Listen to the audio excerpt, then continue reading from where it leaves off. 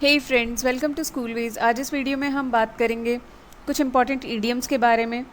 वो ईडियम्स जो कि एग्ज़ाम्स के पर्सपेक्टिव से इम्पॉर्टेंट हैं और डेली लाइफ में भी आप उनका यूज़ कर सकते हैं। इससे पहले भी हम ईडियम्स के कई वीडियोस कवर कर चुके हैं जिनमें हमने एनिमल ईडियम्स के बारे में बात की थी और कुछ कलरफुल ईडियम्स को भी हम डिस्कस कर चुके हैं। आज जिन ईडियम्स को हम डिस्कस करेंगे उनमें हम एंड का यूज़ देखेंगे, जैसे far and away, wear and tear etcetera. अगर आपने ईडियम्स के प्रीवियस वीडियोस को मिस कर दिया है या नहीं देखा है तो आपको उनका लिंक डिस्क्रिप्शन में भी मिल जाएगा, इन्फॉर्मेशन टैब में भी, और वीडियो के एंड में भी आपको प्लेलिस्ट का लिंक मिल जाएगा। Let's move to the video. So let's start the video with our first idiom which is far and away, which means by much margin, जिसका मतलब है बहुत ज़्यादा अंतर से। जब हम एक तरह की चीज़ों को आपस में कंपेयर करते हैं या एक फील्ड से रिलेटेड लोगों को कंपेयर करते हैं तब हम फार एंड अवे ईडियम का यूज़ करते हैं, जिसमें हम एम्फेसाइज करते हैं डिफरेंस को। जो सेम क्वालिटी की चीज़ें होती हैं उनके बीच में जो भी डिफरेंस होता है या सेम फील्ड के लोगों के बीच में जो डिफरेंस होता है उसको जब हम एम्फेसाइज करते हैं बाय कंपेयरिंग देम, तब हम फार एंड अवे ईडियम का यूज़ करते हैं। किसी प्लेयर को हम बाकी टीम के प्लेयर से कंपेयर कर रहे हैं कि वो सर्टेन प्लेयर जो है वो बहुत सक्सेसफुल है या बेस्ट प्लेयर है टीम का, तो हम उसके लिए कह सकते हैं कि he is far and away the best player of this team और he is far and away the most successful player of this team. Our next idiom is far and wide, which means in all directions. Far and wide का मतलब होता है हर दिशा में, हर तरफ, everywhere.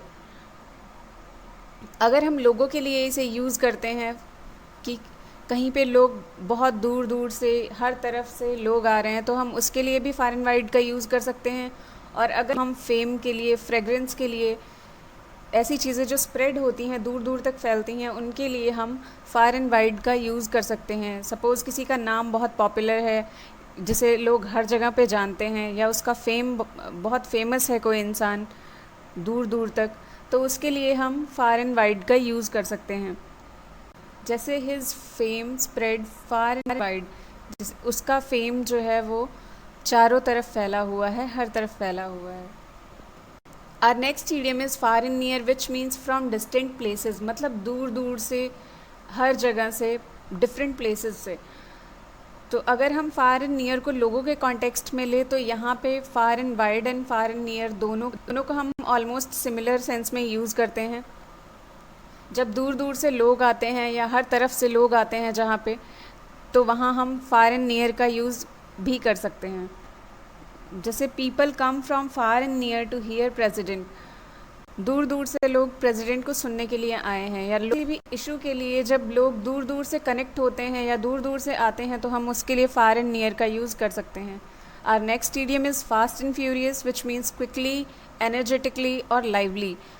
किसी भी काम को बहुत क्विकली करना, एनर्जेटिकली या लाइवली करना, या कोई भी ऐसी चीज़ जो कि बहुत क्विकली हो रही हो, तो उसको हम फास्ट एंड फ्यूरियस कहते हैं।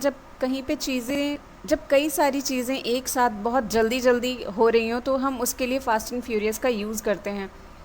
हम ये किसी के एक्शंस के लिए भी यूज़ कर सकते हैं। स्टॉर्म्स वगैरह जो आते हैं हम उनके लिए भी फास्ट एंड फ्यूरियस का यूज़ कर सकते हैं, क्योंकि वो बहुत एनर्जेटिक होते हैं और बहुत एनर्जेटिक होते हैं और बहुत फास्ट होते हैं। इस वजह से हम उनके लिए फास्ट एंड फ्यूरियस का यूज़ कर सकते हैं, विच मीन्स क्विकली, एनर्जेटिक और lively. Our next idiom is fire and sword. Fire and sword का मतलब होता है destruction.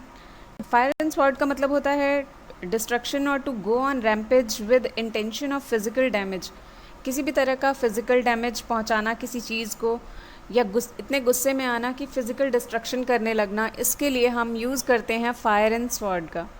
Are next idiom is safe and sound, which means unhurt और अनहार्म्ड। सेफ एंड साउंड का मतलब बिल्कुल सेफ़ होना और सुरक्षित होना, किसी तरह की चोट या नुकसान ना होना, उसे हम कहते हैं सेफ़ एंड साउंड।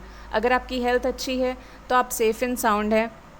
किसी ख़राब सिचुएशन से अगर कोई इंसान सुरक्षित बच के निकल आता है तो उससे भी हम सेफ़ एंड साउंड कह सकते हैं। सेफ़ एंड साउंड का मतलब होता है unhurt and unharmed. Next idiom is ups and downs, which means success और फेल्योर। अप्स एंड डाउन्स का मतलब होता है success and failures, good and bad. Ups and downs को हम यूज़ कर सकते हैं बिजनेसेस के कॉन्टेक्स्ट में, लाइफ के कॉन्टेक्स्ट में, या रिलेशंस के लिए भी हम अप्स एंड डाउन्स का यूज़ करते हैं, क्योंकि ऑलमोस्ट हर चीज़ में सक्सेस और फेलियर एक के बाद एक आता रहता है। उसके लिए हम यूज़ करते हैं अप्स एंड डाउन्स का, विच मीन्स गुड और बैड, सक्सेस और failure. Next one is pros and cons. Pros and cons means advantages और डिसएडवांटेजेस। जब हम किसी चीज़ के प्रोज और कॉन्स को देखते हैं तो हम उसके एडवांटेजेस एंड डिसएडवांटेजेस दोनों को देखते हैं कि इससे क्या एडवांटेज या बेनिफिट होगा और क्या डिसएडवांटेज होगा या क्या लॉस होगा। कोई सामान लेने से पहले या कोई भी आइटम परचेज़ करने से पहले हम देखते हैं कि उसमें क्या चीज़ बेनिफिशियल है या एडवांटेजेस है और उसके क्या डिसएडवांटेजेस हैं। गवर्नमेंट की कोई स्कीम आती है तो हम उसके भी पहले प्रोज एंड कॉन्स देखते हैं कि उसमें क्या एडवांटेजेस है, क्या डिसएडवांटेजेस है। उसके फॉर में और उसके अगेंस्ट में जो चीज़ें हम देखते हैं उसे हम कहते हैं उस चीज़ के pros and cons. So next one is fish and loaves. Fish and loaves means materialistic gain. Gain कई तरह के हो सकते हैं, स्पिरिचुअल गेन हो सकता है, मटीरियलिस्टिक गेन हो सकता है। आपकी लाइफ में कई तरह से आप गेन कर सकते हैं, सबकी डेफिनेशन अलग अलग होती है गेन्स की। किसी को मटीरियलिस्टिक चीज़ें मिलती हैं तो उसे गेन समझ में आता है, कोई अपने इनर कंडीशन को, किसी को हेल्थ में बेनिफिट होता है तो वो उसके लिए हेल्थ का गेन है। कोई स्पिरिचुअली खुद को हायर लेवल्स पे ले जाता है तो वो उसके लिए स्पिरिचुअल गेन है। तो मटीरियलिस्टिक गेन हम उन गेन्स को कहते हैं जो टेंजिबल होते हैं, ऐसे आइटम्स जिन्हें हम टच करके देख। फिश एंड लोव्स का मतलब होता है मटीरियलिस्टिक गेन, जो टेंजिबल बेनिफिट्स या रिवॉर्ड्स होते हैं उन्हें हम कहते हैं फिश एंड लोव्स या materialistic gain.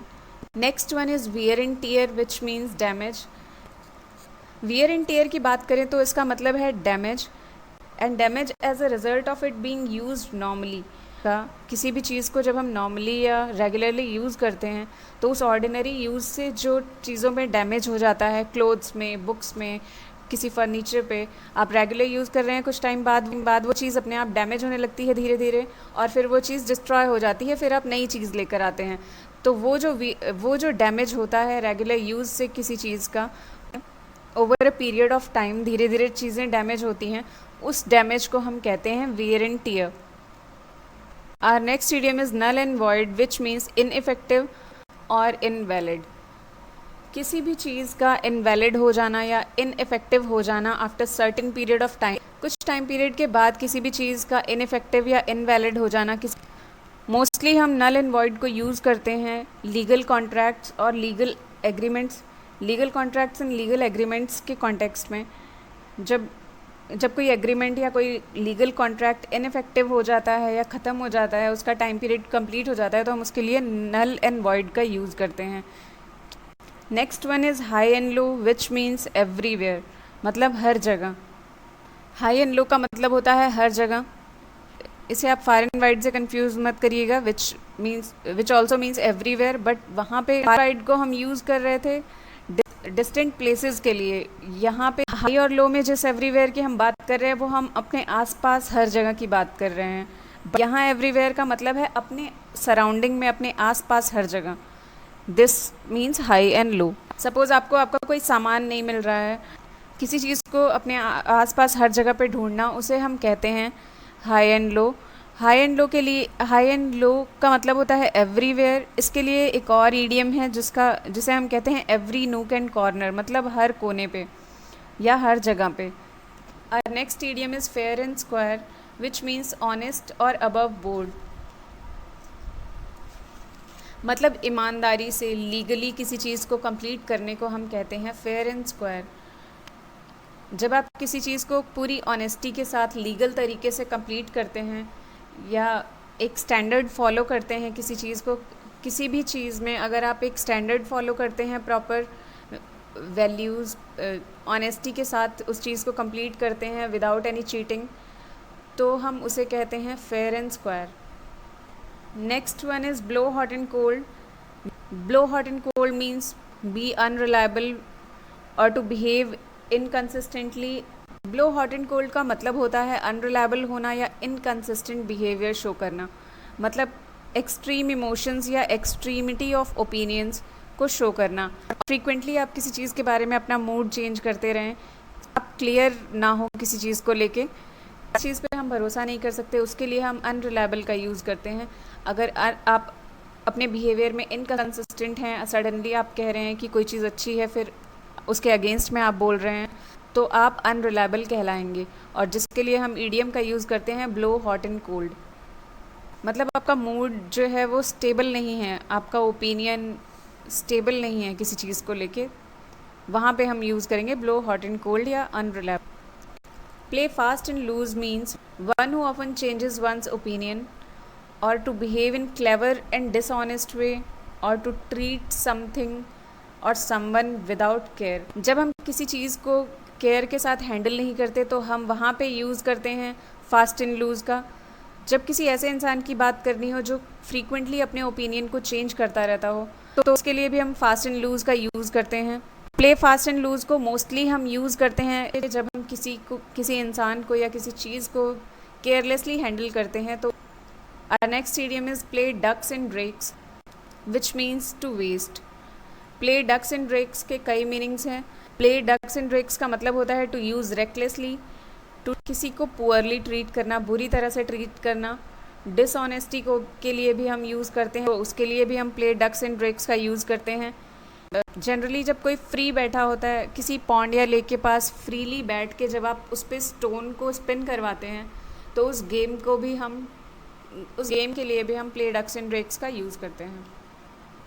Our next idiom is by leaps and bounds, which means rapidly. किसी चीज़ को बहुत जल्दी करना या बहुत रैपिड प्रोग्रेशन में कोई चीज़ हो रही हो, बहुत रैपिड प्रोग्रेस में कोई चीज़ चल रही हो या हो रही हो, या फास्ट प्रोग्रेस में कोई चीज़ हो, तो उसके लिए हम यूज़ करते हैं by leaps and bounds means rapidly. Next one is touch and go, which means uncertain and insecure. Touch and go means risky, precarious, extremely uncertain and risky. कोई ऐसी सिचुएशन, किसी ऐसी सिचुएशन में फंस जाना जो कि बहुत इनसिक्योर हो, रिस्की हो, या फिर कोई ऐसी चीज़ जिसके बारे में आप बिल्कुल अनसर्टेन हो, तो उसके लिए भी हम टच एंड गो का यूज़ करते हैं। Our next idiom is a cock and bull story. A cock and bull story means fabricated or a false story, which means कोई ऐसी स्टोरी जो कि बिल्कुल फॉल्स हो, फैब्रिकेटेड हो, मनगढ़ंत कहानी हो, मनगढ़ंत और सुपरफिशियल कहानी बनाई हुई कहानी हो, जिस पे कि कोई विश्वास ना करे, ऐसी कहानी या ऐसी स्टोरी को हम कहते हैं a cock and bull story. Next one is body and soul. Body and soul means with complete faith, पूरे विश्वास के साथ कोई चीज़ करना, अपने पूरी एफर्ट और एबिलिटी के साथ किसी चीज़ को कंप्लीट करने को हम कहते हैं with body and soul. So body and soul means with complete faith और with all one's effort and ability. So this is the end of the video. इस वीडियो में आज हमने बात की बहुत से इडियम्स के बारे में जो कि इम्पॉर्टेंट हैं एग्ज़ाम के पर्सपेक्टिव से। अगर आप इन्हें याद रखना चाहते हैं तो आपको अपनी डेली लाइफ में धीरे धीरे जैसे आप इसे रेगुलर यूज़ करना स्टार्ट कर देंगे तो आपको इन्हें याद रखने की ज़रूरत नहीं पड़ेगी। जैसे ही आप इन्हें देखेंगे इडियम्स को, वैसे ही आपको इनका मीनिंग ऑटोमेटिकली समझ में आ जाएगा कि इसको यहाँ पे यूज़ किया जा सकता है, इस पर्टिकुलर इडियम को कहाँ पे यूज़ किया जा सकता है, ये आपको समझ में आ जाएगा। So this is the end of the video. Thanks for listening. Hey friends, if you like this video, kindly give it a thumbs up, share it and subscribe the channel. If you found this video helpful, kindly share it with more people. And for more such videos, stay tuned to Schoolways. Thanks a lot. Thanks for listening.